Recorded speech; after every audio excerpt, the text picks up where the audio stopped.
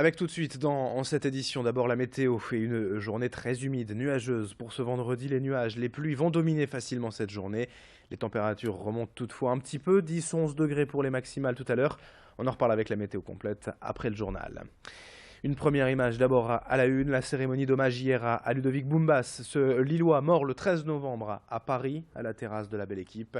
Comme d'autres ce soir-là, Ludovic est mort sous les balles des terroristes, tué en protégeant l'une de ses amies. Un héros ordinaire qu'a voulu célébrer hier la mairie lors de cette cérémonie en lui remettant à titre posthume la médaille d'or de la ville. Et toute sa famille, bien sûr, ses amis aussi nombreux, étaient présents pour saluer sa mémoire. Ludovic aimait le sport, la musique, les voyages. Il était ce soir-là en terrasse pour un anniversaire. Il est donc mort en tentant de sauver l'une de ses amies. Martine Aubry lui a rendu hommage hier à la tribune, mais sa famille aussi a voulu s'exprimer. Je vous propose de les écouter. Des images signées hier Xavier Silly. Je veux ici vous remercier pour nous avoir soutenus et assisté dans cette dure épreuve que nous traversons. Nous nous sommes très reconnaissants. Je pense aussi à tous ceux qui sont tombés avec Ludovic ce jour-là. Tout a été dit. Nous n'avons rien d'autre à ajouter si ce n'est que merci. Merci à l'État français, merci au gouvernement, merci à tous ceux qui, de près ou de loin, nous ont assistés, nous ont soutenus.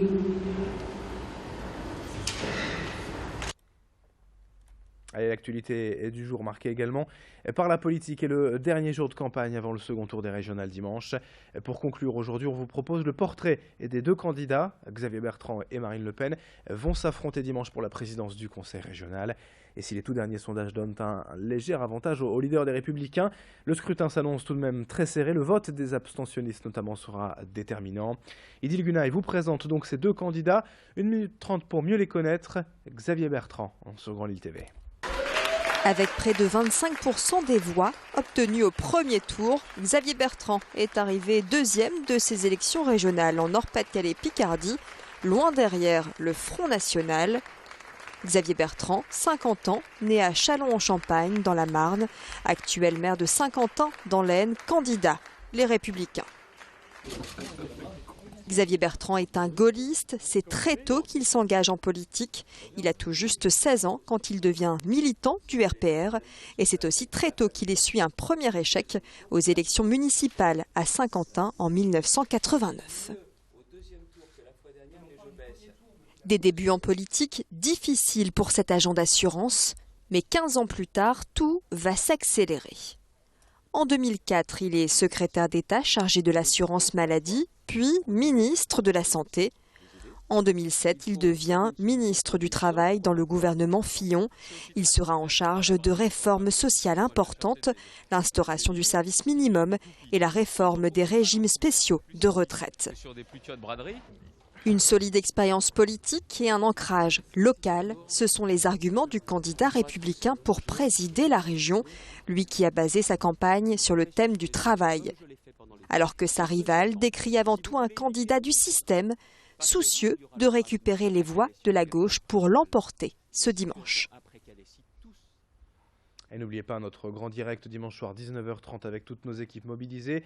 Idil Gunaï et Jean-Claude Brancard ici même en plateau. Les premiers résultats dès 20h et nos journalistes depuis les QG de campagne de Marine Le Pen à Hénin-Beaumont et de Xavier Bertrand à Saint-Quentin pour les premières réactions des candidats. Le futur candidat, donc le futur président est élu et le battu, bien sûr.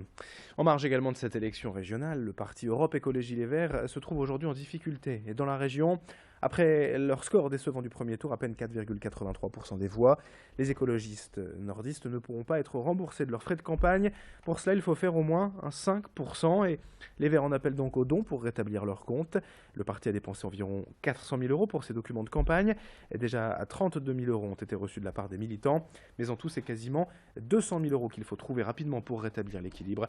Écoutez les explications de Dominique Planck, membre du bureau régional d'Europe Écologie Les Verts, quant à ce score décevant. Ces explications au micro de Xavier Silly. Il y a eu effectivement, il y a eu un contexte général de rejet de la classe politique, et donc là il faudra qu'on l'analyse tous, tous les partis, y compris les écologistes.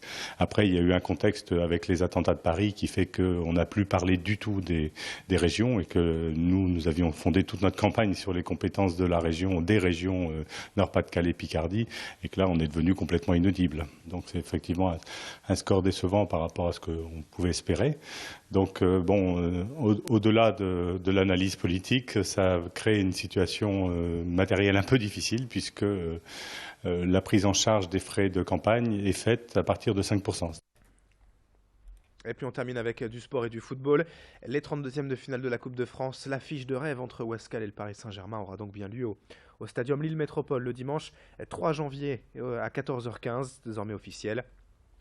Pas d'infos pour l'instant tout de même à propos de la billetterie, mais on vous tiendra bien sûr informé. 7h36 en direct sur Grand Lille TV, dans un instant la météo et l'infotrafic à suivre.